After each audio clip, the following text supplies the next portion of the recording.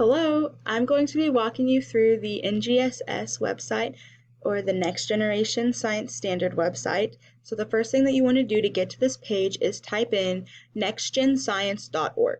Once you get here, this should be the page that is pulled up, and you can see that they do have some tabs at the top that you can go through. So the standards, instruction and assessment, planning and communication. And if you keep scrolling, it does then talk about the core ideas of the science and getting to know NGSS and all of that good jazz. But if you're like me and you're here to find your grade level, find your standard so you can put it in your lesson plan and then teach some kiddos, then this right here, this advanced search box, is going to be perfect for you. This allows you to search exactly what you need, and it gets you there super, super quickly. So you can see, you can go by disciplinary core ideas. You can search by cross-cutting concept. If you have a key word that you're just like very specific on and you need that, type it in, search. But for me, I'm just going to do grade level, and I prefer anything K2.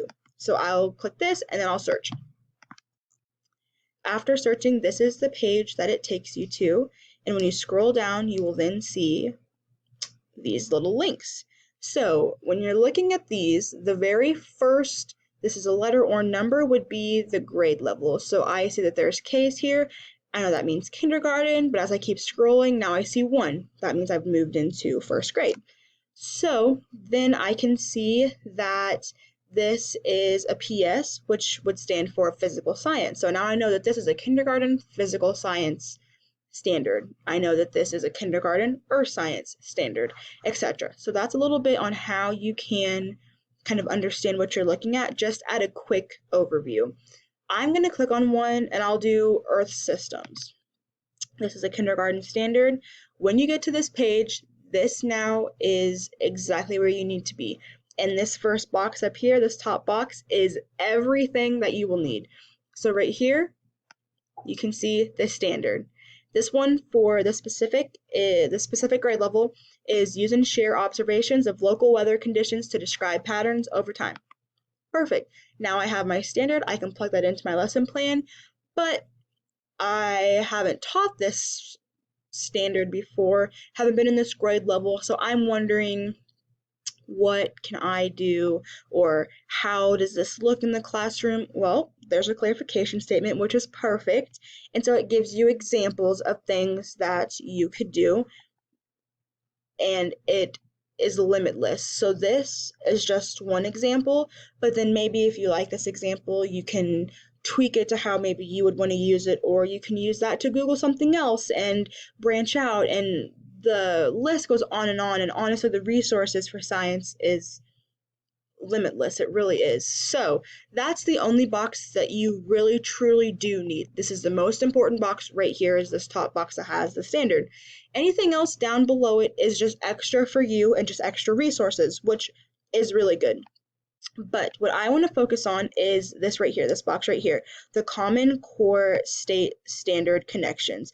This is big. So if you want to take your science lesson and implement it with ELA or mathematics, this is where you can do it. So I want to integrate it into mathematics. So I can go over here and see that, oh, well, I do know that my kids right now are learning knowing number names and the counting sequence. So I can click that, and now I'm going to have that standard plus this use and share observation standard that we're working on all in one. And now I can combine them, and students are now learning both at the same time, which is awesome.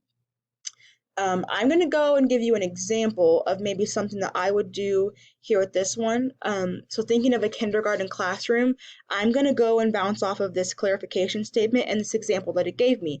It is giving me examples of qualitative observations and quantitative observations, and I like that idea. And so I think, what can I do to have my students get to that point? So I would give each of them a journal, or if you use technology in your classroom, maybe they have their own Google Doc open, but something they can come back to all the time. And then we can go outside every day, and if you have time, you could do it twice a day, maybe once in the morning, once in the afternoon, or just one time a day, but trying to do it at the same time. And you could take your kiddos out there, and now they're looking at, is it sunny, is it cloudy, is it rainy, and they can observe those and write those down. And then they can also, at the end of this, work on this quantitative observation and say, okay, we were outside for 5 days. How many of those days were sunny and how many of them were windy? And if you really wanted to get extra creative with that too, we could then maybe have a circle, a piece of paper, a circle on a piece of paper, and then students can shade in, this day was sunny. Maybe sunny is the yellow colored pencil, and maybe cloudy was gray or something like that. You can be creative with how you choose to use this, but that's something that I think I might like to do in my classroom. So that's basically a quick little overview of this website. It was really quick and really short, so I didn't go over everything, but the most important part to remember is this advanced search box and searching by what you need, and then hopefully it'll get you there super, super soon.